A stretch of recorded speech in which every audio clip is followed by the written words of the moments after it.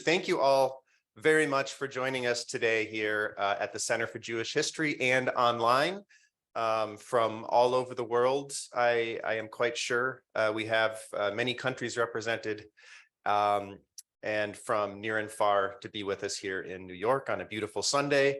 My name's David Brown. I'm the Director of Public History for Leo Baeck Institute, and it's very exciting and gratifying for Leo Baeck Institute to be able to host this event to honor the work of a scholar who is both of great importance in the field of German Jewish studies and especially the social history of German-speaking Jewry, but also someone who touched a lot of lives, and I think that will be evident when you hear from our panelists, and probably all of you know that who are here. But of course, we're talking about Steven Lowenstein, and on the occasion of the publication of his book, The Population History of German Jewry, 1815 to 1939, a posthumous work that was shepherded to its publication by David Myers, who we're going to hear from shortly. So David is going to come up and just say a few words, and then our panelists will get into a discussion, and we're very happy to take questions from the audience and also online. So those of you who are online, please just type your questions whenever they occur to you in the Q&A function. And we'll sort of bounce back and forth between questions from the audience and questions online afterwards. And then for those of you here, we hope that you can stick around and chat with a small reception afterwards. So I'll just very briefly introduce our panelists. We have Dr. Marsha Rozenblit, Professor of History at the University of Maryland, social and cultural historian of the Jews of Central Europe and chair of LBI's Academic Advisory Board, who came up from her home in Maryland to be with us today. We have David Ellenson, Dr. David Ellenson, Chancellor Emeritus of the Hebrew Union College Jewish Institute of Religion, and also Ruth Glasser, a psychologist and the daughter of Steven Lowenstein. So thank you very much for being with us today, Ruth. And first, we're going to hear a little bit about the book, primarily from one of its editors, David N. Myers, who is the Ludwig and Sadie Kahn Chair in Jewish History at UCLA, and also a former colleague as head of the Center for Jewish History, where we find ourselves today. So David, if you want to come up and tell us about this book. Good afternoon, everybody. Perhaps good evening, maybe even good morning to some of those who are online. I'd like to begin by expressing my deep gratitude to the Leo Baeck Institute, to my colleague David Brown, to Eddie, whom it's great to see after 5 years. I haven't been in this building, so it's really wonderful to be back. We have really a special day ahead of us. We're here to celebrate a remarkable achievement and a great scholar, though of course our gathering is tinged with sadness. The achievement is the imminent publication. We're still working on the final details of the index for the final version, so please do order your copy and it will be in your mailboxes soon. The imminent publication of this book, The Population History of German Jewry, by our dear friend, the eminent historian, Steven Lowenstein. What makes the book so remarkable is its mind-boggling comprehensiveness. It covers every imaginable aspect of the demographic history of German Jews, and it skillfully divides that story according to 3 categories: chronology, theme, and region. And my colleague Itamar asked me, where should I jump in? And the answer is where you find your deepest interest. If you're interested in sort of a chronological sweep, you begin there. If you're interested in a particular issue, conversion, divorce, marriage, death, jump into the topical section. If you're interested in a region, jump into that section. Now, the sadness of the occasion, of course, is due to the fact that Steve Lowenstein is not with us to celebrate. But we think that a fitting way to mark this occasion is to talk about the book, Steve's career and his life. And so we'll hear from our panelists in serial fashion in just a minute. But before calling upon them, I'd like to explain a little bit more the circumstances in which the book was completed, and then try to situate it in Steve's career. So Steve labored for decades on this work, and the pace really picked up significantly in his final year. In the summer of 2019, he was diagnosed with what would turn out to be a very fast-moving form of pancreatic cancer. And I will never forget returning from a trip abroad for several months in that time and encountering him for the first time since he had been diagnosed. And he was completely yellow as he was suffering from jaundice, a common symptom of pancreatic cancer. He was in the late stages of the population history, completing final references and making final revisions. Knowing that he was not well, he asked if I could identify a graduate student to help him track down some of the very obscure citations that he had drawn on. And in the meantime, mindful of the fact that the book was in the final phase of completion, but there was not a lot of time, we decided to hold a kind of siyum on October 30th, 2019, to mark the completion of the book and to celebrate Steve's career at his beloved synagogue, B'nai David Judea in Los Angeles. And I imagine that there's some people from B'nai David with us on Zoom. At that time, 4 colleagues representing 4 local institutions spoke and praised the book. And Steve, who had the opportunity to not only to hear, but also to respond, was deeply moved. And it was a very special, I would say even magical evening. But meanwhile, the work had to continue. Then graduate student, now Dr. Sarah Johnson, doggedly pursued obscure details from 19th century statistical journals and almanacs. And meanwhile, Steve asked if I could help find a publisher for the book. And after some surveying of the field, we reached out to the Academic Studies Press, with which I had previously worked, and happily ASP expressed interest, and we have been working with them assiduously over the past 3 years. I've said a number of times the book was in the final stages of completion, but as you will see when you take a look at it, there are many small details to attend to. We didn't manage to complete all of them before Steve died on May 31st, 2020, in the midst of the COVID-19 pandemic. But it was clear that the book had to be published. So I reached out to my good friend and colleague, Professor Michael Berenbaum, asked him to join together to complete the remaining editorial tasks and to help raise funds for the publication of the book. What you might reasonably ask took 3 years to complete. It was not the fundraising. That went very quickly, and some of the people who are on this panel and in the audience have generously contributed, and I thank them really from the bottom of my heart. It took a little bit more time to pore over a 700-page book, to proofread it, to make light editorial tweaks, to assure the proper alignment and legibility of symbols in the dozens of charts. That was a matter of weeks of work, to transform Steve's hand-drawn maps into publishable texts, to compile the entries for an index, and then to write a series of introductions to the book. Steve was, and would no doubt continue to be, fastidious in these final stages, and so we have tried to be.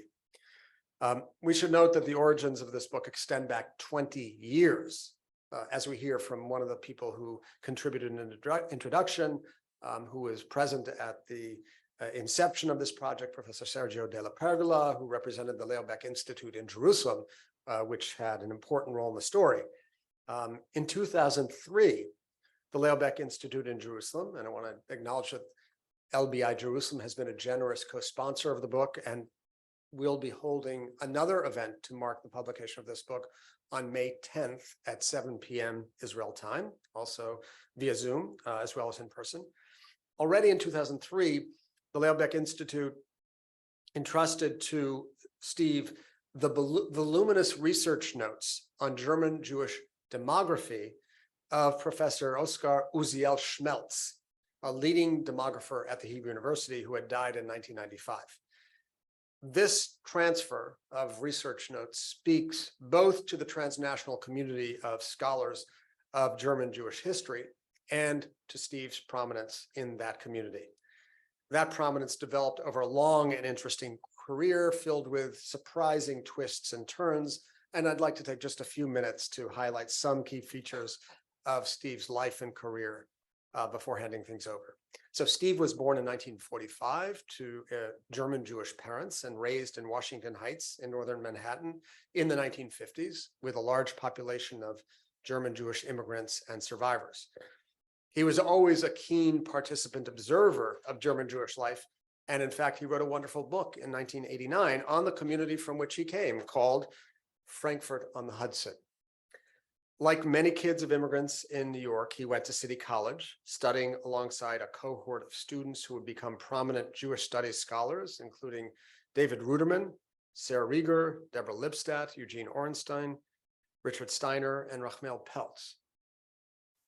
Steve graduated in history in 1966 and then went on to Princeton for his PhD. And here we encounter perhaps the first surprise. While he gained renown as a German Jewish historian, Steve was actually trained at Princeton under Theodore Raab in French history. He wrote a dissertation on the Protestant Huguenot community in the Languedoc region of France in the 17th century, completing that in 1972.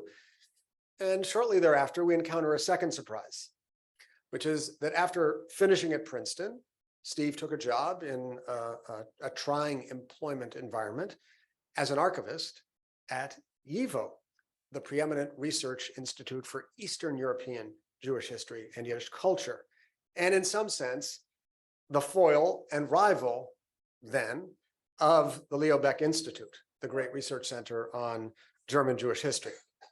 But then, sort of in an act of, I suppose, cosmic recalibration, 3 years later, Steve took a job as archivist and assistant director at the Leo Baeck Institute. Both institutions at the time were on the Upper East Side before being united here in this building in the year 2000. That was an act of grand historical reconciliation because German Jews, Yekes, and Eastern European Jews, Ostjuden, were not supposed to get along and often didn't. Moreover, scholars of one community very rarely conducted research on the other. But here, Steve was really an emulable outlier because he bridged the gap, developing an intimate familiarity both with German Jewish history and with Yiddish culture. And that theme recurred throughout Steve's career. He had a constant ability to overcome seeming oppositions, to challenge coarse stereotypes, and refine them into nuanced distinctions. 7 years after finishing his PhD, Steve received his first job as a history professor in 1979, when he was appointed to a post at what was then known as the University of Judaism in Los Angeles, now called the American Jewish University. And from that perch, he began to publish a series of books and articles devoted to German Jewish history. And here we come to a third interesting twist in the story. A great deal of attention has been devoted, and justifiably so, to the rich strains of German Jewish intellectual history, focused on a series of leading thinkers from Moses Mendelssohn to Samson Raphael Hirsch and Abraham Geiger, to Ezriel Hildesheimer, David, for you, to Hermann Cohn, to the great Weimar era intellectuals, Franz Rosenzweig, Gershom Scholem, Walter Benjamin, and Hannah Arendt, amongst many others. That's what many people think of when they hear of German Jewish history, an exalted tradition of urban Jews fully conversant in the leading intellectual trends of the day. But Steve came along to offer an entirely different account of German Jewish history. He studied not urban Jews, but rural Jews, whom he reminded us represented a majority of German Jews until 1871. Not intellectuals, but shopkeepers and cattle dealers. Not high Berlin German, but small town German and German Jewish dialect, which he could replicate with his formidable mimetic talents. Now, to those of us who study elites, Steve simply showed us another way. He studied normal folk, which adds a very significant degree of difficulty because they didn't tend to leave behind a rich body of documentary evidence attesting to their state of mind or mode of thinking. Steve had to be very dogged and ingenious to find sources to reconstruct that experience. That's the particular burden of the social historian who studies history from the bottom up, rather than from the top down, focusing on tangible, material, rather than more ethereal, intellectual aspects of the past. Steve applied that social historical touch to all of his work, to his important revisionist account of the Berlin Jewish community from 1994, to a rich array of Jewish customs and minhagim in his award-winning book, The Jewish Cultural Tapestry from 2002, and of course, to the project that he began working on in 2003 based on Professor Schmelz's notes. What makes his work on this last project all the more remarkable, what we might call the final twist in Steve's remarkable career, is that he completed much of it after retiring from the University of Judaism and while pursuing a new career. That is, Steve went back to school after he retired, received a master's degree in social work at UCLA, and began working as a social worker in downtown LA with its large homeless population. The symbolism of his career move was powerful. He descended from the heights of Bel Air to the flats of Skid Row. His new job was very different from his previous life as a college professor, but there were also some important similarities, evident when one probes a little bit beneath the surface. In both, Steve was interested in the experiences of those often forgotten or neglected in the accounts compiled by elites. In both, he used his extraordinary abilities to listen and to see the lived experiences of the barely visible and to hear and validate their stories. I often wonder about the intermingling of both of those vocations, as it were, over the last decade or so of his life, when he would come home from work with his clients on Skid Row and then sit down at the computer and be transported back to the past as he counted, recounted, and narrated with breathtaking granularity the history of German Jews, his own German Jewish forebears.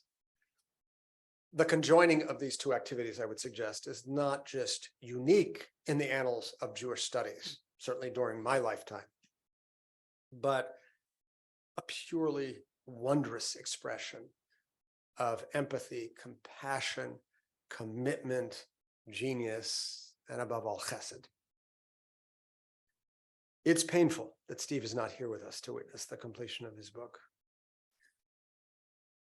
We miss him deeply, and he would be so proud and happy to mark the occasion. But it is no small consolation that Steve has earned perhaps the highest of accolades, a measure of scholarly immortality, through a work so thorough, so meticulous, and so acute that it will serve as the standard for decades, perhaps even centuries to come.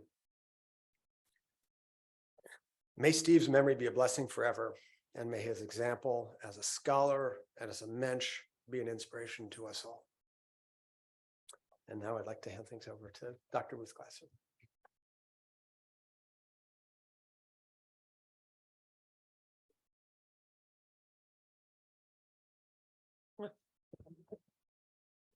I have to catch my breath. Okay. Just 2 weeks ago, we were engaged in the sacred intergenerational experience of the Passover Seder. For the final 12 years of my father's life, our family was blessed to host him at our own Seder in our home. Indeed, a poignant and memorable highlight was his rendition of one of the concluding songs in German.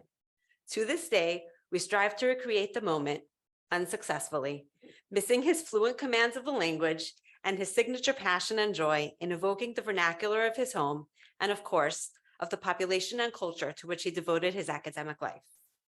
At the outset of the Seder, we declare, Ve'afilu kulanu chachamim, kulanu nevonim, kulanu zekenim, kulanu yodim et haTorah, mitzvah aleinu l'saper b'tziat Mitzrayim. Even if we are all wise, we are all understanding, we are all elders, we all know the entire Bible, we are commanded to tell over the story of the Exodus from Egypt.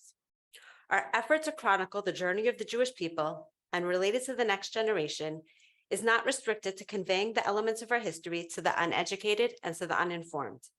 Rather, even those who devote themselves entirely to perpetuating the texts, the traditions, and the values of our people must engage themselves in the sacred journey of recreating the formative moments of our people. My father didn't just study and write history. The collection and processing of data, the analysis of its relevance and import to the field, and the writing of works that would convey his insights to the world was an immersive experience that consumed both him and the entirety of our dining room table and extended surfaces of our home. As a child, I thought it was normal to encounter hundreds of maps, thousands of charts, pictures of gravestones, and spreadsheets of synagogue membership throughout every square inch of our home.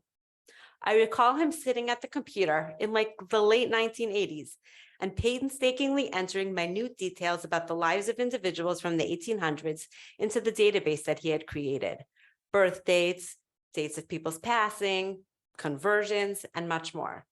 My father's passion to embed himself within the lives and cultures of those he studied became the very landscape from which so many of the values and life lessons of our home were instilled within myself and my brother. My father was an Ish Eshkolot, a Renaissance man of unusual brilliance. As a child, I took this entirely for granted. There was simply no area of human knowledge that he seemed to lack proficiency in understanding and the capacity to elucidate and explain. I just assumed that at some point, all adults are handed this knowledge, and I patiently awaited my own personal revelation of the vastness of human understanding. As my own children can attest, from many nights of homework together, this gift of expansive knowledge still eludes me. And so many moments I find myself restraining a tear and thinking, Abba would have known this. My father was extremely resourceful. Just last week, I was looking through one of the notebooks that we took from his home. The notebook from the 1980s contained detailed information about residents of a particular town. Then, true to my father, in the middle were notes from a course that he had been taking about computer programming and constructing a database. My own daughter, who's studying computer science in college, told me that his computer code for building this database was 100% correct. That was my father, resourceful and curious about all avenues of life, and yet also so humble. As kids, we had no way to know that the notebooks and papers and drawings that took over the dining room and den were indicative of monumental and meaningful research that made such a strong and lasting impact on the field of German Jewish history. My father never spoke of his accomplishments in research or academic pursuits. To us, the people who would call our home and speak to him were history people from work. Little did we know that his colleagues and friends were the very people whose books would sit on our bookshelves at home and whose works we studied in college and beyond. To my own children who are seated in this audience, talking about the seminal work that my father did in the field of history is a little bit of a surprise for them.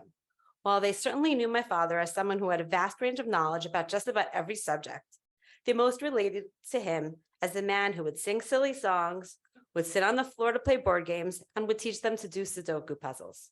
And as one of my children said, and I think it goes back to what Dr. Myers mentioned, Saba was an adult who really listens to what I have to say. This was a quality that was appreciated by his family, his clients in his second career as a social worker, and his dear colleagues and friends. We are here today to celebrate the tremendous accomplishment of the publication of my father's final book, something that he worked on for the final 15 years of his life, while at the same time tirelessly working in his second career as a social worker on Skid Row. The truth is that all of this work would have never seen the light of day if not for the incredible and selfless devotion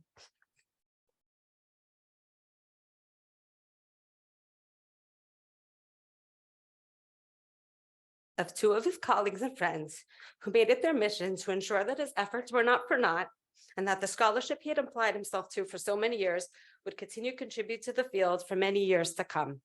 There are no words to adequately express our gratitude and appreciation to Dr. David Myers and Dr. Michael Berenbaum. It was Dr. Myers and Dr. Berenbaum who worked to ensure that a contract with Academic Studies Press could be signed while my father was still alive. And we were able to share this news with him in the final week of his life. It was Dr. Myers and Dr. Berenbaum who undertook to raise the subvention for the publication of the book, which is generously contributed to by so many of you. It was Dr. Myers and Dr. Berenbaum who dealt with the myriad of challenges that came up in the editing and publication of the book including the fact that my father had drawn all of the maps by hand. On behalf of my brother Kenny and myself and our families, we thank the Leo Baeck Institute for their partnership in the creation of this book and for this meaningful celebration of its publication and of my father's work. Thank you to Dr. Myers, Dr. Rozenblit, and Dr. Ellenson for today's meaningful program and for your friendship with my father throughout all the years. I know how much he valued his relationship with each of you, and in hearing your recollections of him as we planned for today's event, it was clear how much you valued it too. Finally, thank you so much to everyone for taking the time out to be here today to celebrate my father and the tremendous accomplishment of the publication of this book. Thank you.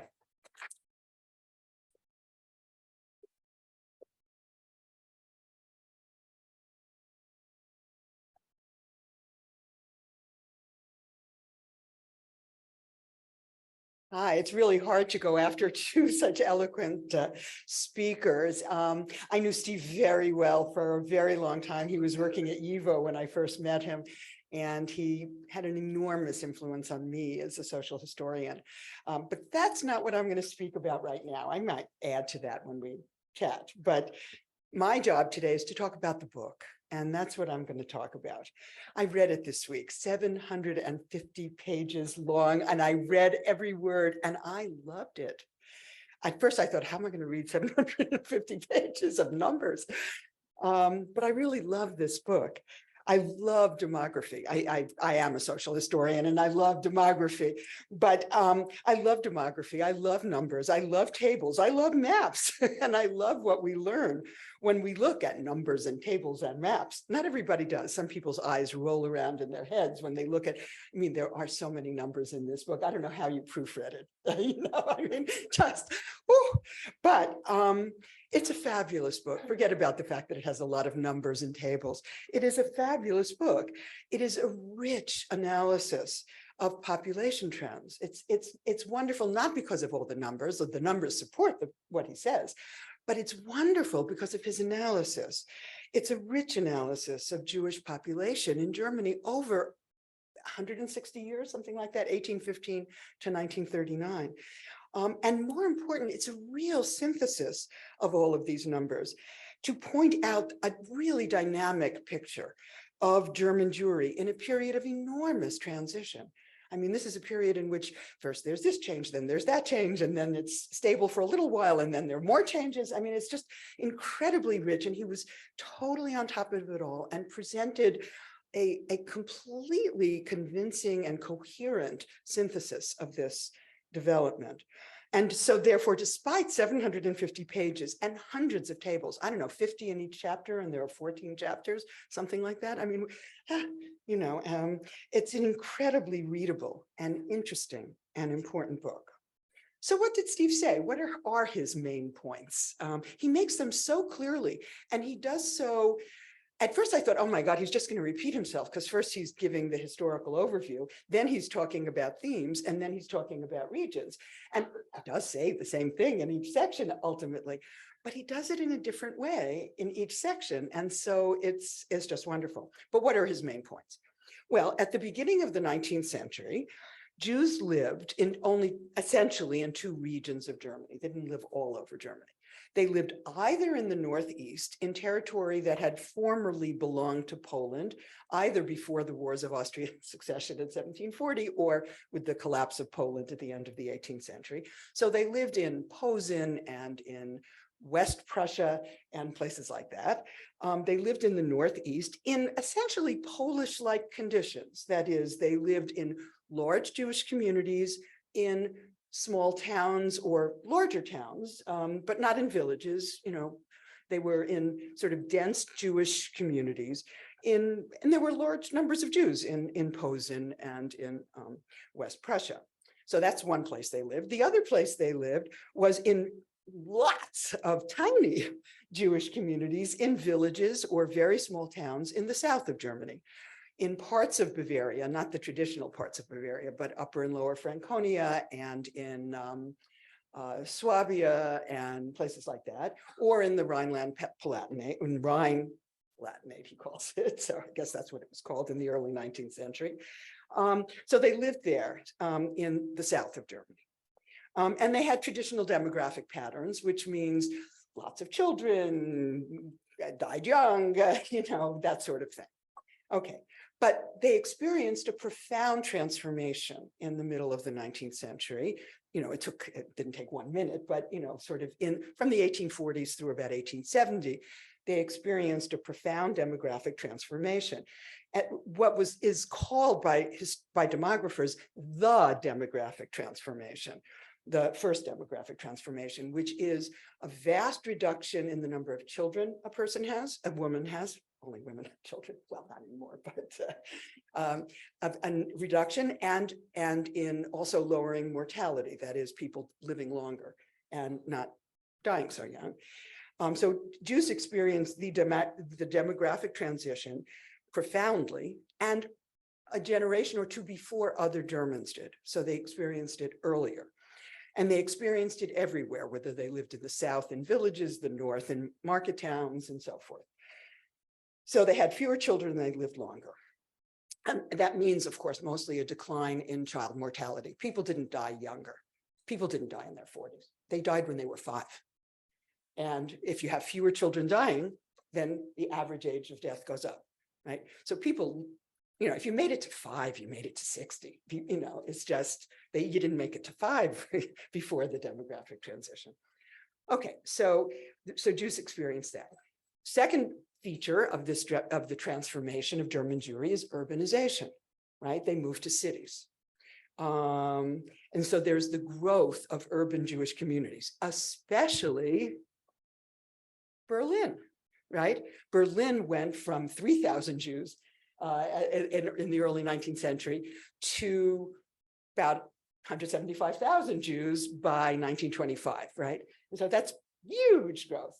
And it didn't happen because those 3,000 Jews had lots of children. It had to do with migration. So Jews came from the eastern provinces, primarily Posen and West Prussia, to Berlin. So there's the growth, the spectacular growth of Berlin, but also other cities that had formerly not allowed Jews to settle in them, like Munich, Leipzig, Dresden, Cologne, Breslau. All of those cities became major centers of Jewish life. But also in the cities that Jews had always lived in, like Frankfurt and Hamburg. Every city grew, right? And a very large percentage of all German Jews came to live in cities. I don't remember the number offhand. I was thinking I only had to speak for 5 minutes, so I didn't write down numbers, but a very large percentage lived in cities of over 100,000. At the same time, there is a decline in the population of places like Posen, right, in the east, in the northeast. But it's not just urbanization that Jews experience. They also experience profound out-migration.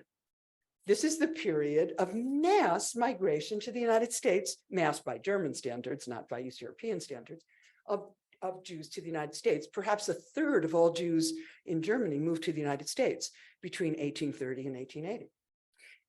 Nobody knows the exact number. Steve estimates either 150,000 or 250,000. I mean, there's no way of knowing exactly, but a lot, considering that at the beginning of the 19th century, there were only about 300,000 Jews in Germany. It's a lot.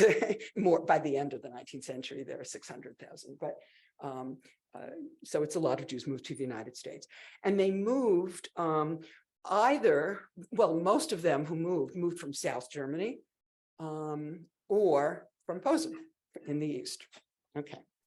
Yet, even though there's this massive migration to the United States and massive urbanization within Germany, there was also the surprising continuity and strength of the rural Jewish communities in the South, in Bavaria, in Franconia, and Swabia, the Palatinate, and so forth. So those are the changes of the mid-19th century. Then in the late 19th, early 20th century, those changes continue. There's still more urbanization, although emigration to the United States ends.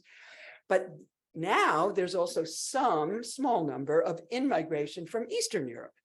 So Russian Jews come to Germany, not huge numbers because some German states don't really want them to settle there. Prussia, for example, doesn't want them to stay and so forth.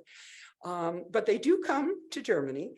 And they settle in various places. They settle primarily in Leipzig and Dresden and Saxony. They settle in Berlin, and they settle in Munich and Cologne, so in some of the German cities, but not in other German cities.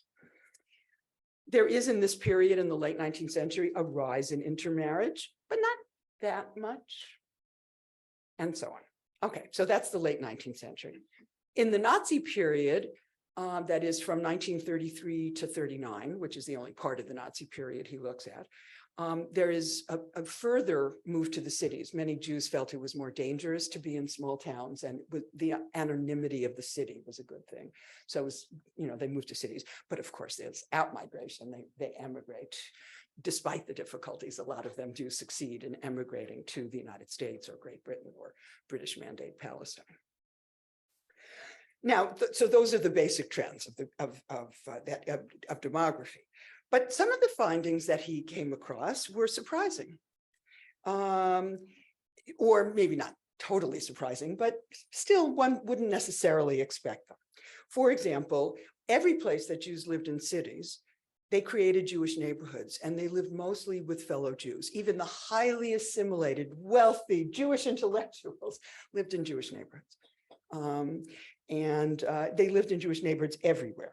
Most Jews lived near other Jews. They did so in Berlin, they did so in Munich, they did so in Hamburg. And he has a wonderful chapter tracing this population movement within cities and the creation of new Jewish neighborhoods. And there are 3 patterns, and some have 1 center, some have 2 centers. It's very complex, but it's so interesting. And we know this from other places. In fact, right, so most Jews lived in Jewish neighborhoods. Another interesting finding is that the number of racial Jews by Nazi standards, that is, the Nazis were concerned that the Jews had polluted the Aryan race, and there were millions of Germans who had Jewish blood, and that was dangerous and scary and horrible. The number of racial Jews was really very small, right?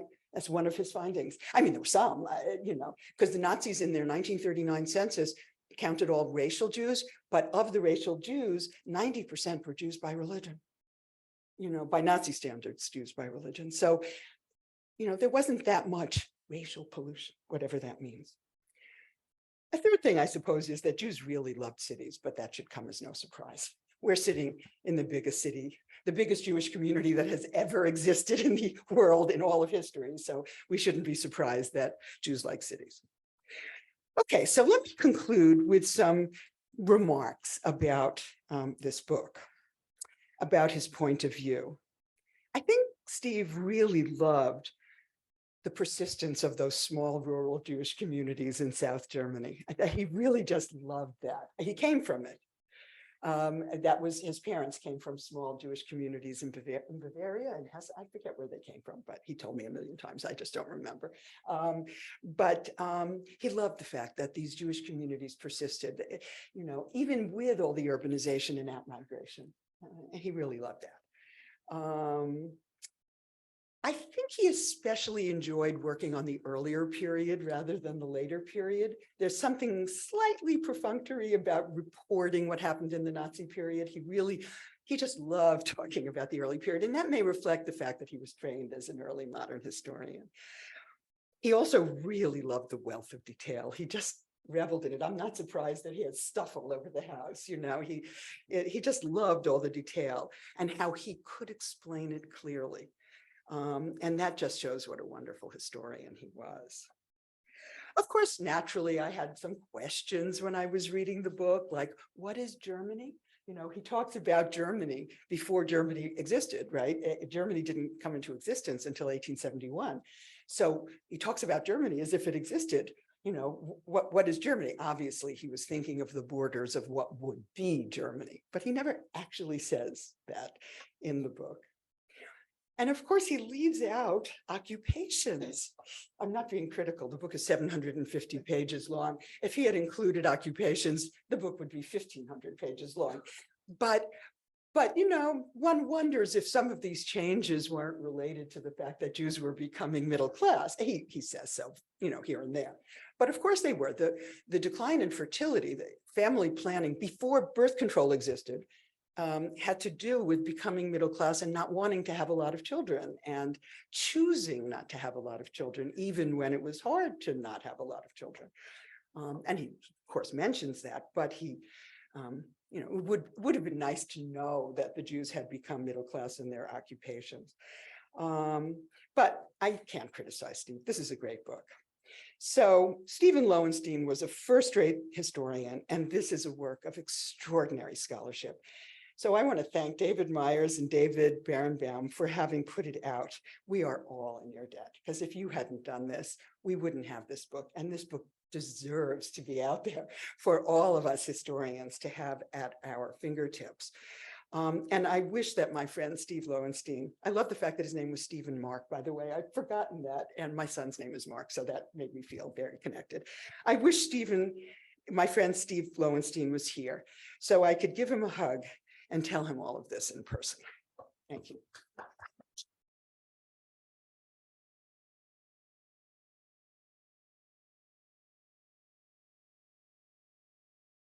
Well, I know there is the Hebrew saying, Acharon, Acharon Chaviv. I'm not positive that will be embodied in my own remarks today after hearing David and Marsha talk about Stephen's career, and Ruth, just so moving how you spoke about your father and captured him. As a few prefatory remarks, Steve and I both came to Los Angeles in the same year, 1979.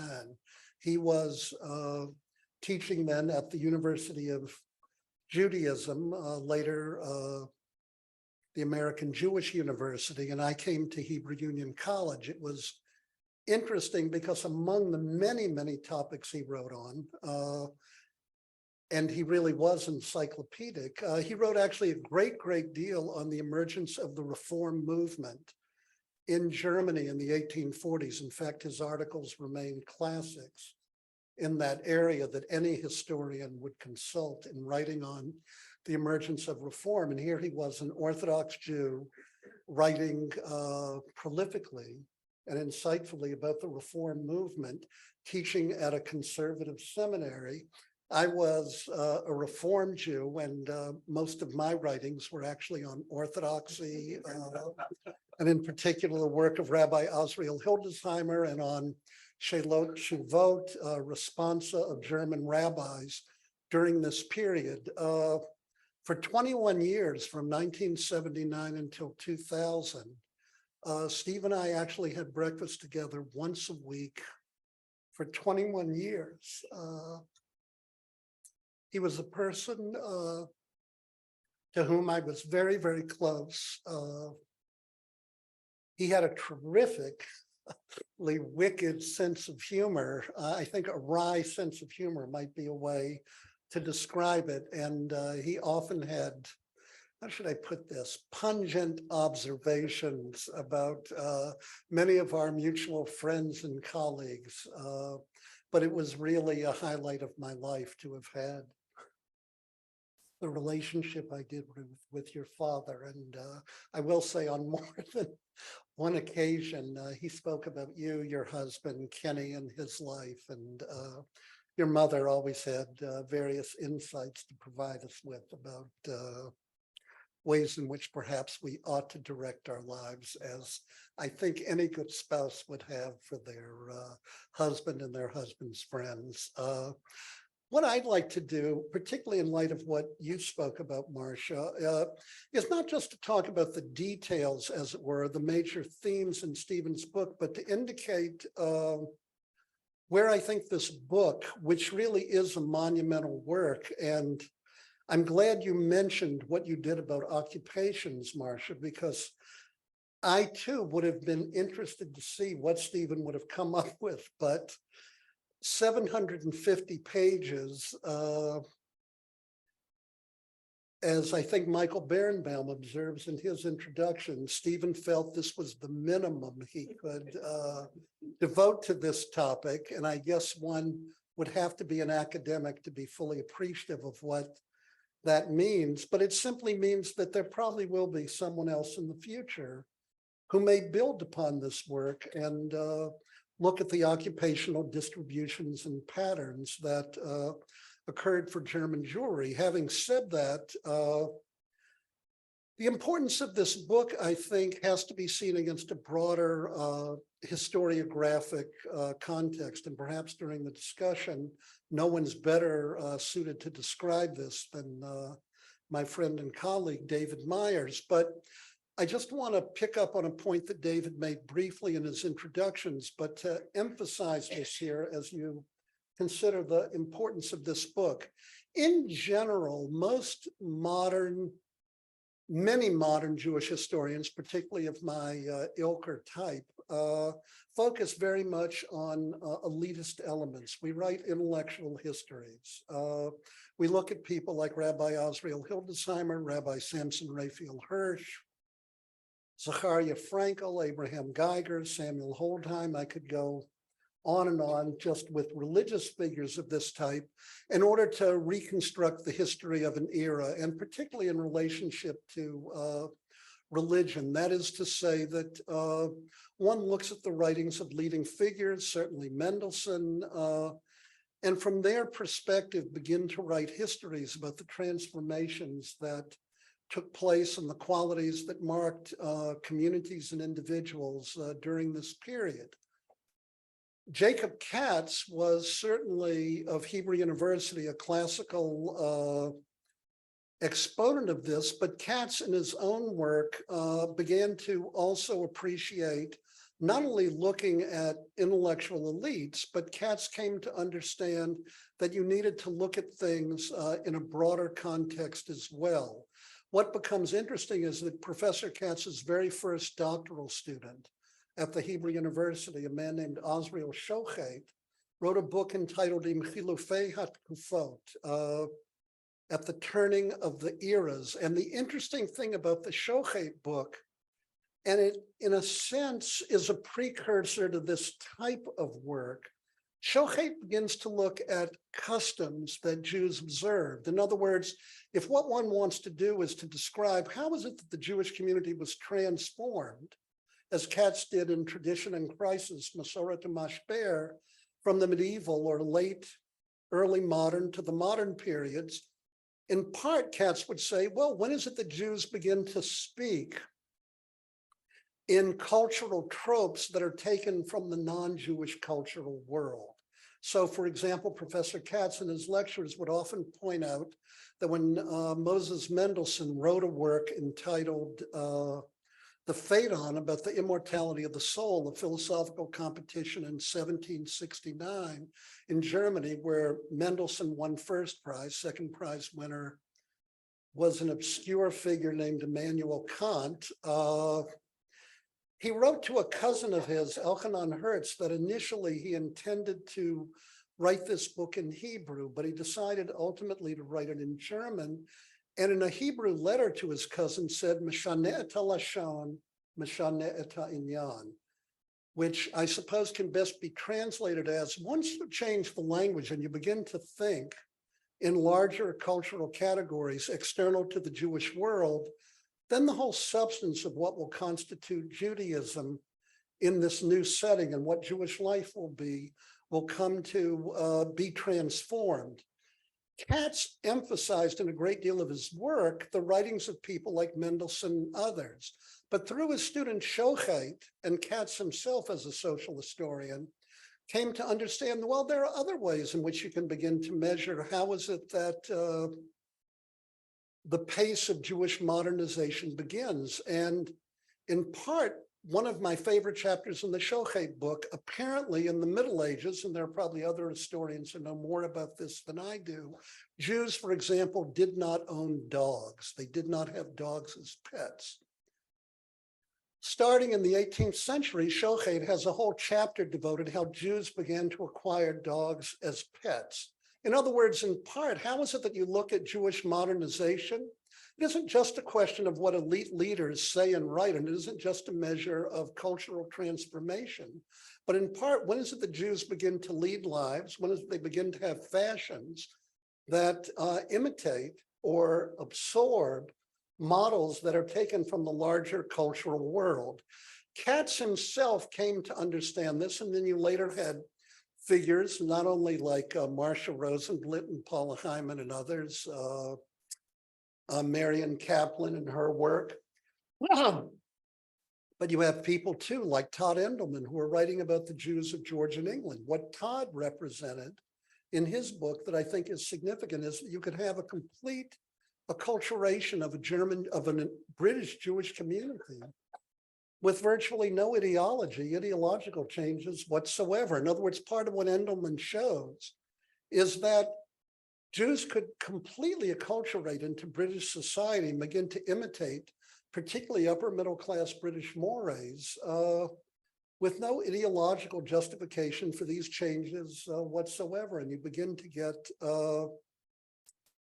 the impact of secularization on the Jewish community, namely secularization as sociologists define it, does not mean that people stop being religious, but rather it means that religion comes to inform fewer and fewer areas of individuals' lives. And this is why someone like the Khatam Sofer, who wanted to resist modernization, forbade any change whatsoever, and even matters of custom. For example, the clothes you wear became matters of extreme religious import for people like Rabbi Schreiber, the Khatam Sofer, who wanted to oppose secularization, the kind of transformations it would bring to the Jewish community.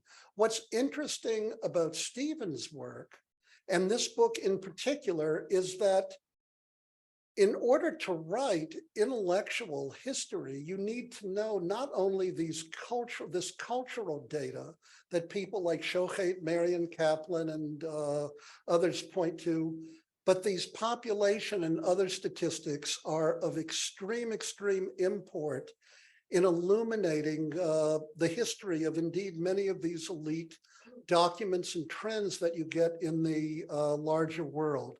When Steve and I would meet, one of the lines that he gave me that I've never forgotten, we would talk about our colleagues who wrote medieval and particularly ancient rabbinic history. And Steve would say, I don't understand how anyone can write history without newspapers. I don't understand how anyone can write history without newspapers. What that meant is that the problem in writing ancient history is that there really isn't a lot of testimony. You read a source, whether it be in the Talmud, the Bible, whatever the document would be. How is it that you're able to check it to see if, in fact, the viewpoint of the author expresses, in quotes, a reality? For example, you could read in the Talmud that iconography is completely forbidden. You would never imagine that there was ever any synagogue that had an icon at all. But then you look to archaeological evidence of the period and you see, well, whoever wrote these passages in the Talmud did not include the totality of what it was that was occurring at the time. So when Steve made the comment he did about newspapers, I think what he was attempting to say is that you need multiple sources, particularly to check, as it were, the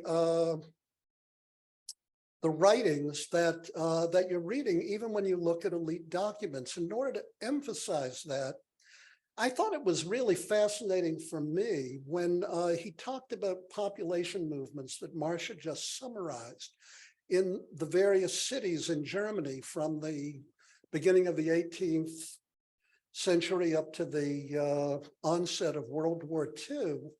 One of the interesting things is how the Jews, in effect, even when it was not required de jure, wasn't required by law, de facto, Jews chose to live among other Jews. There is a book written by a non-Jewish sociologist that I thought of as I was reading this, Gerhard Lenski.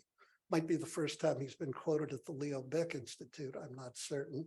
But it's called The Religious Factor. And Lenski did a study of Detroit Jews in the 1940s and 50s. And one of the interesting things that Lenski found was that the Jewish community in Detroit in the 40s and 50s had a higher population density than even any racial group. In other words, Jews bonded and lived together at that point in American Jewish history in areas that were more Jewish than, for example, African-American areas in Detroit during this period, which showed greater racial diversity than the Jewish community at that point showed religious diversity. part of what Steven's book allows scholars to do, particularly people who are engaged in comparative kinds of studies of Jewish modernization, is it gives you insights into developments like this. What does it mean when you have the rise of second communities? We saw, and you can see the parts that I like best about the book, but I read them really with great avidity. It was something that I felt really shed light. You could see how Jewish communities, as they emerged in these cities, as Marsha said, moved very, very quickly from places of first settlement even to second settlement. Again, paralleling developments in our own American Jewish experience. So part of what this approach does is help to illuminate many, many larger issues in Jewish history. The last point I'll make, and then I'll sit down, is that given my own work in responsa literature that deals particularly with issues of conversion and intermarriage, Steven has a lot of documentation here about the number of Jews who converted in and those who left the Jewish community during that period. And as Marsha pointed out in her final remarks, far fewer Jews were Taufjuden or people, baptized Jews, or people who left the community than one might have thought, but they do exist. And Steven pays great, great attention to these factors. It made me think a lot, particularly of responsa I read. For example, David Zvi Hoffman, who was head of the Orthodox Rabbinical Seminary from 1903 to 1921 in Berlin, in his collection of responsa, the Melamed Lahoil, there are whole sections that deal with questions of intermarriage. Steven points out that even though the rate of inter and out marriage weren't as high as would normally be supposed. For example, I think French Jewry had higher rates than German Jewry, quite interestingly. If Steven had devoted his attention there, we could have exact comparisons. But you will have responses that deal with questions like, I have a 9-year-old boy who's attending public school, and in Germany, students were released in the early 1900s for 4 hours a week in the public school to take religious instruction, either with a Catholic pastor, a Catholic priest, or a Jewish rabbi. The rabbi wants to know from Rabbi Hoffman, what is it I'm supposed to do? I have a boy who is whose father is Jewish, whose mother is a non-Jew, but he wants to sit with the Jewish children and learn during these 4 hours. The father is confessionslos. The father is without religion, because in 1876, as Steven points out in the book, you had a law passed in Germany that allowed Jews to secede from the community without converting to Christianity. Again, kind of a precursor to what we call in the Pew Study nuns. N-O-N-E-S, not N-U-N-S, namely people in America who will claim some degree of Jewish identity or commitment and participate in the community, but don't claim religious identity as Jews. That's just a sociological factor. People like Hoffman were having to deal with, well, what should the Jewish attitude be? What should Jewish praxis be in regard to children like this? Do you let this child sit with other Jewish children or not? I'll let you read the sequel to find out the answer. We can discuss it. Hoffman came up with an ingenious solution. But what you also see is that in response on conversion in this period, the ways in which many of these German rabbis were delivering relatively makilish, lenient opinions, because they had a great degree of concern with what I would call constituency retention. Namely, how is it that we're going to bring and retain Jews in the community when halachically they are of charitably doubtful Jewish halachic status? But you see rabbis who are dealing with these kinds of issues, and the reality is that Steven's book helps to really put skin on these bones and fill it in, so that you get a sense of what these rabbis are really confronting as they meet the challenges of the contemporary era.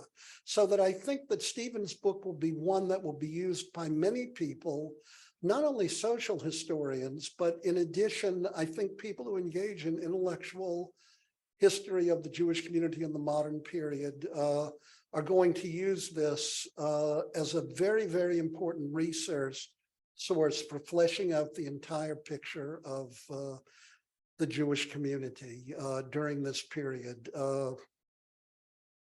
Stephen really was an Ish Eshkolot, as the Talmud puts it, an Ish HaKolbo, an individual in whom there was tremendous learning. The Talmud and the Mishnah states that with Yossi ben Yoezer, Eshkolot ceased in Israel. I think for those of us who knew Steven Lowenstein, that really was not correct. Stephen certainly merits that title as well. Thank you very much.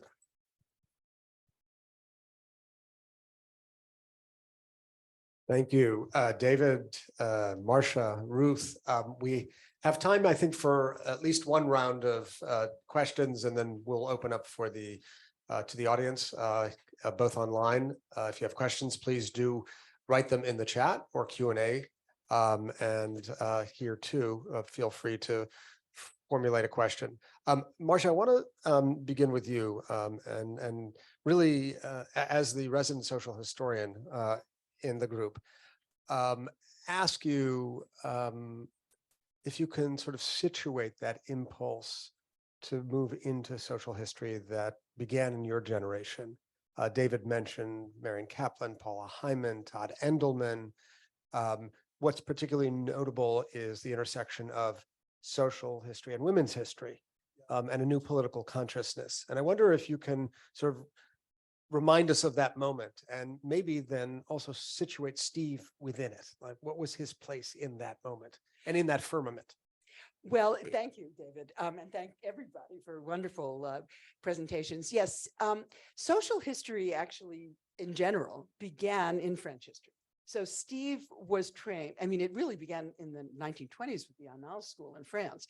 That is, forget looking at the, aristocrats. Let's look at the peasants, right? The peasants don't leave written records, but they appear in the records. There are wills, there is land tenure, whatever. And so Steve was trained as a French social historian, and so that's where he came from. The rest of us, that is the people in Jewish history, people like Paula and Todd and Marion and me and Steve and others, we just thought it was interesting. I mean, I to be honest with you, I mean, intellectual history, I hate to say this, it bored me. It didn't totally bored me. It bored me. I mean, a bunch of guys talking about this and that and, whatever. And I was interested in ordinary people and what they thought and did and felt. And I don't even remember how it came about in some ways. I mean, I'm not a women's historian. I mean, Paula and Marion were. Paula did both. She had a foot in women's history and a foot not in women's history. Marion just did women's history, although not only really, but so it was part of the ferment of the 60s and civil rights and women's rights and so forth, for sure, and not just doing sort of men and ideas and so forth. But it was also trying to understand what Jews were actually like. And I'm glad you mentioned Katz, because Katz may have done intellectual history, but he was trained as a sociologist. And right, exactly, in Germany. And he was Hungarian, but he was trained in Germany. And he, and so he had a sense of what, regular people were like. He generalized from his own experience instead of, doing that kind of research. Ideal typical tradition of Mannheim at Frankfurt. Yes. That's the ideal type. Ideal types, Yeah, exactly. Tradition in crisis, ideal types. Ideal types, Yeah. right. But so anyway, so we did that. And Steve did it early. He wrote an article, father wrote an article in the mid-70s, I think, about the modernization of German Jewry. And it was like the first real study of how we would mark modernization. What are the features of modernization? And he looked at things like first names. Not only, that was just one thing he looked at. Yeah, right. But he looked at first names. When did German Jews, he was focusing on German Jews, when did they go from having names like Reisele and Yossi and so forth to having names like Sigmund and I'm thinking Charlotte right? You know, a woman's name. When did that happen? And it happened, obviously not exactly in the same place at the same time, but it happened in the course of the 1840s. And all the things he looked at started to change in the 1840s and 50s and 60s. And names were not the only thing he looked at. He looked at a whole range of things. And it was so exciting to look at this stuff and see it. Do you want to jump in? Well, I'll wait. I mean, I don't No, know no. about And that. so, Yeah. so the moment was we can actually look, and we can look at other kinds of sources. We can look at memoirs. We can look at, well, we can even look at synagogue records in his articles on reform, for example. Those are, I assign them all the time. They are brilliant articles on the 1840s and the origins of Reform Judaism. He's not looking at the great thinkers. He's not looking at Geiger and so forth, although those people are important, you know. But he's looking at what they outlawed in the synagogue, what bothered them. They had these Synagogenordnungen, and he went through 50 towns, little towns in Bavaria and Posen, you know, and what did they outlaw? They outlawed wearing slippers on Tisha B'Av, slippers, right? That's before there were sneakers, right? So you couldn't wear your leather shoes, so you wore your, and they outlawed making a lot of noise in the synagogue. And they outlawed grogers on Purim, you know, all these order and decorum issues, right? And that's what the early reform movement was like. It was about getting rid of things that didn't seem dignified and bourgeois, right? And so he, you know, he taught us, Steve did. I mean, Steve was one of the first social historians, not the only first one, but one of the first ones to look at different kinds of sources. And that was very exciting. Jump in. Yeah, go, please. Yeah, I mean, it's really in this sense, and I should have made those remarks. I only needed an hour, of course, to provide all the wisdom I wanted to share today. But the granular nature of this book, all those documents that you would talk about that would be, you know, on the dining room table in your home, the granular nature of this book allows modernization and its pace to really be seen in much, much greater detail than people like any of us would ever provide or generally provide in overarching kinds of lectures about the transition of Judaism to modernity. In one way, a book of Katz's that perhaps I could have mentioned that I think reminds me of the way in which Stephen worked. Katz once wrote a book on Jews and Freemasons. Katz's idea was to look at Freemason lodges and their records to measure the pace of Jewish modernization. The Freemasons, by and large, espoused an Enlightenment philosophy that taught about the equality of all humanity. Therefore, what Katz did, and you had to know a lot to do this, he went through the records of Masonic lodges in Switzerland, Germany, and France. And among other things, just said, well, when did they start to admit Jews? In one place, Berlin, they admitted Jews, but in another community, and now I don't remember exactly, Munich, Frankfurt, they didn't admit Jews. It let Katz use one piece of data as an actual real barometer for the pace of Jewish modernization. And then in his book, Out of the Ghetto, which traced Jewish social emancipation from 1781 to 1881, he really looked in granular detail about what the pace of Jewish acculturation and participation in the larger world was. This is exactly what occurs in this book on Jewish population study, the demography of German Jewry. You can look at all of these cities and you can get an idea of what it was that was really occurring, so that many traditional myths, I'll call them, with which we all live, that all of the German Jewish community are large segments of it atrophied and simply assimilated completely structurally into the German Jewish world. Stephen gives us proof that that really wasn't the case. And part of what I would derive from this is that German Jewish life, even in the countryside, maybe especially in the countryside, didn't atrophy and die, but these figures indicate there was still a great deal of vibrancy and vitality there. And that's again of incalculable. Not only that, but a great deal of adherence to tradition, even in very small concentrations, meaning people observe dietary laws as much as possible, the Sabbath, even if they did not live in a community in which there was a prayer quorum. Obviously, there were in many rural sites, but that's one of the most interesting things to emerge out of Steve's study of rural Jewry. I mean, at some level, it's intuitive. They'd be traditional, but traditional in ways that would seem to would seem to defy the very capacity to be that degree of traditional. And here I want to just say that I, in a certain sense, had the opposite experience as you, Marsha. I, through graduate school, found social history mind-numbingly boring. And Chacun I a son remember goût. Chacun son goût.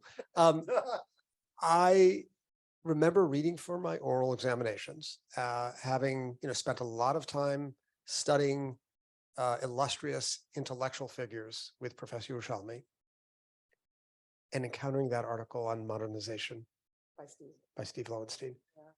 And having my eyes completely opened to a Really completely different way of understanding German Jewish history in the 19th century.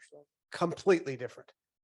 Both the granularity that was present in ways that I think far exceeded even Yaakov Katz, and the theorizing about modernization theory, which you could sort of, it was at a point in time where modernization theory was under withering criticism, but nonetheless, both the micro and the macro were present in that article in ways that were so stimulating. It was a wonderful article. And I do want to say one more thing about it. He paid attention to Yiddish, right? And one of the questions he asked was about the decline of Yiddish. All German Jews spoke Yiddish. All Ashkenazi Jews spoke Yiddish. Jews spoke Yiddish from Alsace to the Russian border, right? I mean, everybody spoke Yiddish.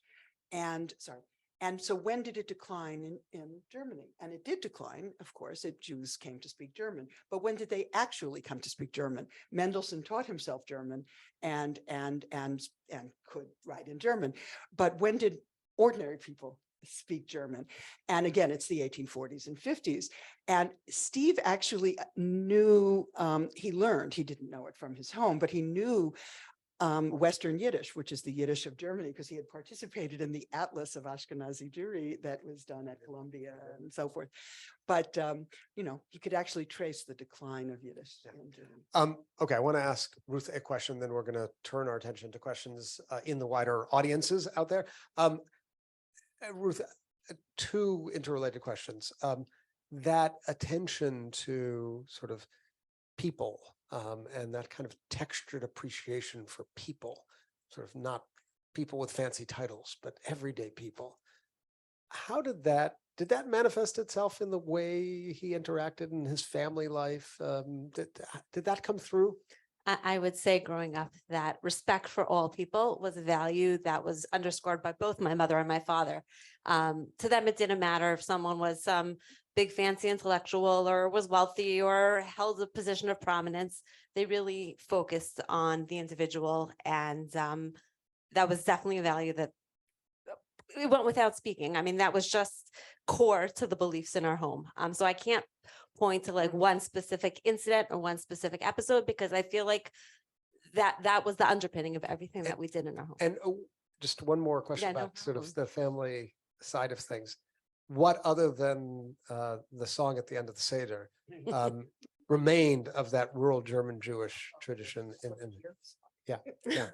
I'm not even going to try Yeah. to sing You the can song. feel free. We'd all be delighted. But I'm not even going to try. But what other aspects? I'm trying to think. I mean, was that part of your the sort of? I mean, there were theme of the definitely Did I get it things right? in our home, he had his wimple there. He would show us things here and there, but he didn't place such a large emphasis on it. I would say, like, I don't know, life went on as usual. We kind of knew my dad was the historian. He certainly valued where he came from. He was always a wealth of knowledge. I know whenever any of our friends like needed to name a child, let's say, and they didn't want to use the name that, they were naming the person after, they would call me up and they would say, help, we need a name that means this or that's related to that. That doesn't really speak to your question, but it's definitely something that, and my father has named many children that live in this world and that are somehow, including one of my own children who was named after a Yetta, and we decided not to name her Yetta. So she's Ni'ima because Yetta comes from Getchen, which means nice and good, and Ni'ima means pleasant and nice as well. That totally doesn't answer your question, but it does just No, but that does speak Steve's cast of mind and the way he worked and how he would, you could go to him for such things. and yes, he would no, come up- definitely. And he he would come wanted up to with help anybody a about felicitous anything. name. I mean, I remember we were just, even when we were sitting shiva for my father, someone reached out and said like she was doing work on her family and their own family history as in terms of, them growing up in Germany, and they had found ancient, documents from the time. And, he was always someone you could turn to for things like that. Okay, David. Is there, maybe we'll take one on, okay, online, and then we'll take your question. Yeah, Oh, John. Yeah. yeah, I see. How do we want to play this? You've been, Oh, my. There was a relatively Not a question. straightforward one from Naomi Freeman. Were there real inflection points? Were there real inflection points at 1848, 1870, 1914, 1918? And did Steve look at university involvement? Well, 1848 itself is not an inflection point. That's the revolution of 1848, and it's certainly an important year in German history and German Jewish history.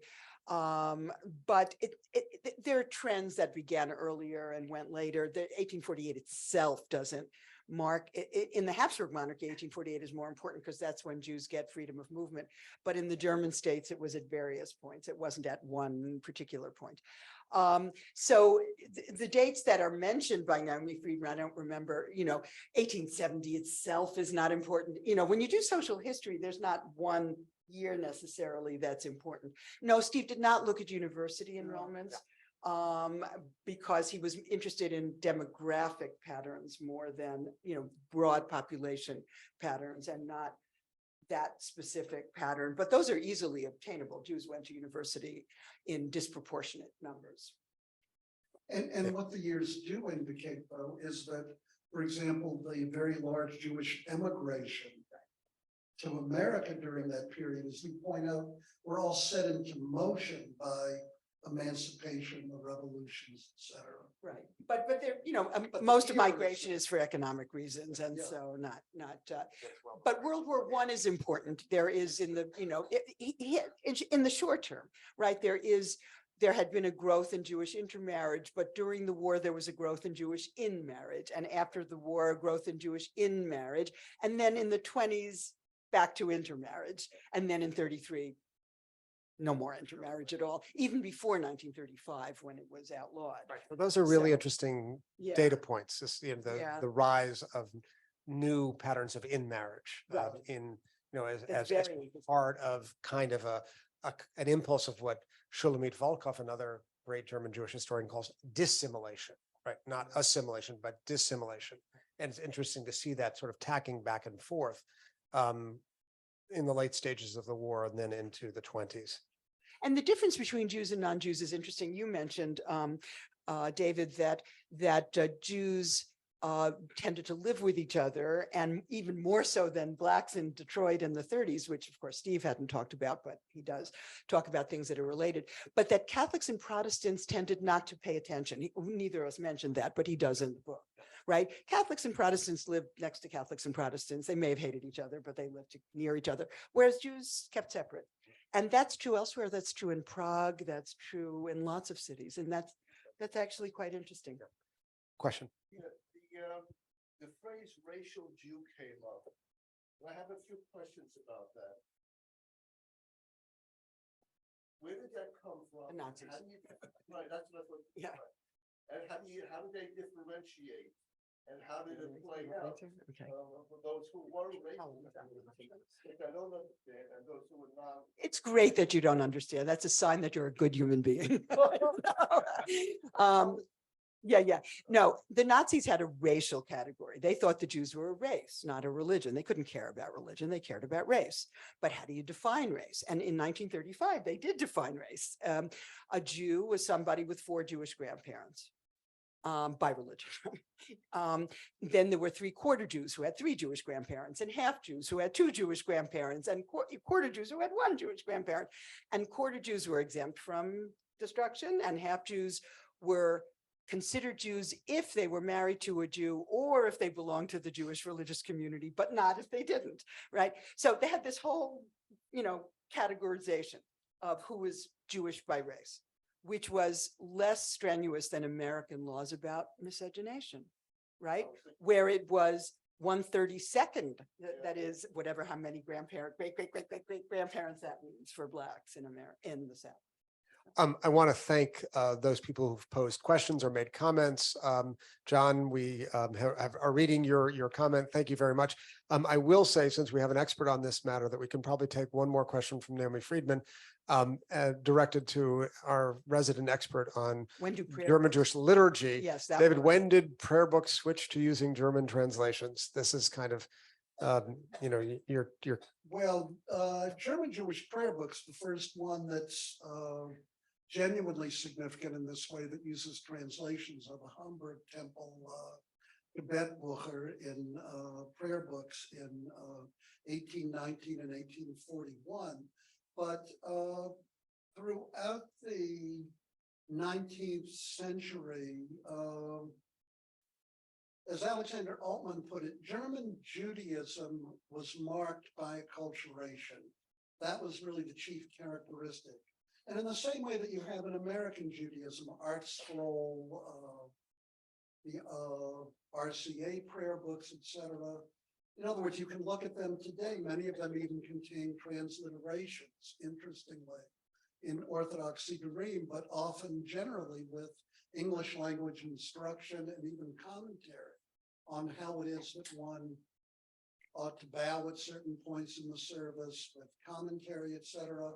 This is all emerging in Germany in the 1810s, 20s. By the way, many of the earliest Reformed prayer books, and you have to keep in mind that Germany did not have, as in America, a congregational model. Namely, in the United States, we follow a Protestant model where you have individual congregations, whether they're synagogues, churches, etc. In Germany, you had a Gemeinde or a Kehillah, so that all of the Jews were members of the Jewish community. And prior to 1876, you couldn't even secede. And Stephen has tons of demographic details about this, about Jews who denied being Jewish religiously, but still belonged to the very larger community. But it meant then that you had communal prayer books that sometimes were reformed with a small r. There was slight changes made, but they had to appeal to a broad mass of Jews in the community. Within the Orthodox world, you had Austritzgemeinden, you had some Orthodox congregations that completely seceded from the larger community. So someone like Samson Raphael Hirsch in Frankfurt, but you also had people like Marcus Horowitz or Nehemiah Nobel who had the title of Orthodoxer Gemeinderabbiner. They were hired by the general community and they worked with everyone in the community. In their prayer books, they had German language instructions, but by the way, you had that in Hirsch's prayer book as well, so that this mark of acculturation was there. But one last point I wanted to make, we didn't talk a lot about gender, but Stephen has a lot of interesting data that I did not know before. For example, the rate of women converting to Judaism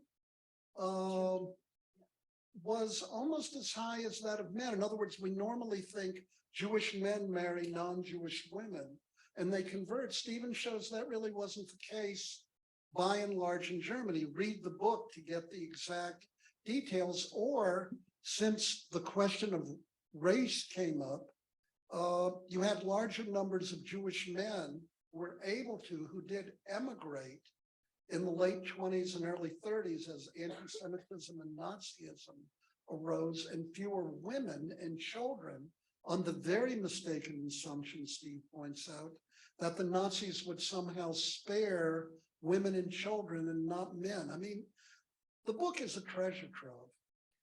We're going to take one more question from online. I'd encourage everybody to take a look at Rachmiel Peltz's note about Steve's involvement in the extraordinary atlas of Yiddish language and culture, atlas of Ashkenazic Jewry.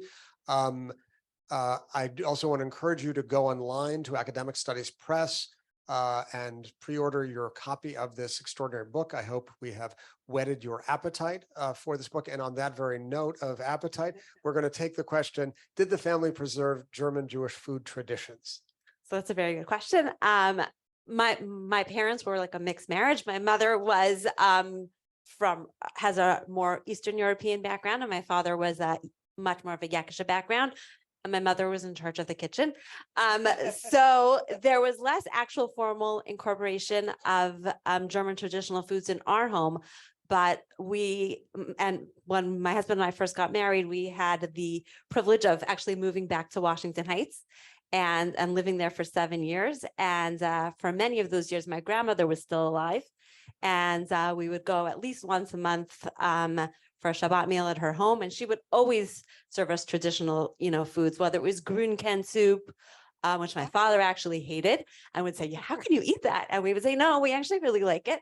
And she would make Apfelkuchen and Flammenkuchen and various other, traditional German foods. So although we didn't necessarily have that as much in my home of origin, certainly when we would go visit my grandmother, that's something that we took part in and enjoyed. And I do remember, I don't know if this is a traditional German custom or not, but she would always, before Purim, she would bake these, these like Purim people out of dough, and she would send them to us in California. And she had some treat that she would make if you managed to count all of Sfirat HaOmer. She had this special German delicacy that she would send to us in California, which after a week of travel to California, maybe wasn't as delicious as originally intended. But I think that she definitely preserved those traditions and passed them on to us. And although in our own home, perhaps we didn't have it as much, certainly having the opportunity to spend several years living around her, we were able to gather more of an appreciation for that. That seems like an appetizing note on which to conclude.